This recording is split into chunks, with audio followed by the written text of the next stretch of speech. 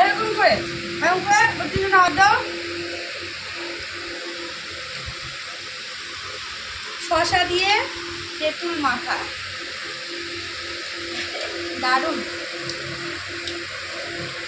আমাকে একা একা দিয়ে খাচ্ছ? খাবা তুমি? জানি না তো, আসো। হ্যালো, না মুখ মুখ। এই গরমে যদি একটু মাখা হয়ে যায় কোনো কিছু, তাহলে যে কত ভালো লাগে। তো আমার ননদকে বলেছিলাম যে চুটকি ই করো, একটু শশা মাখো তো খাই। তাই তেঁতুল দিয়ে মেখেছে, আর এত ভালো মেখেছে আর এত সুন্দর লাগছিল, আমি তো কোনো কথাই বলতে পারছিলাম না, এত ভালো লাগছিল। একদম মাখাটা না পুরো সেই হয়েছিল।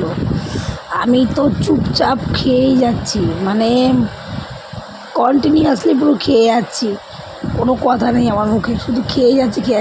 আহা কি দারুণ খেতে।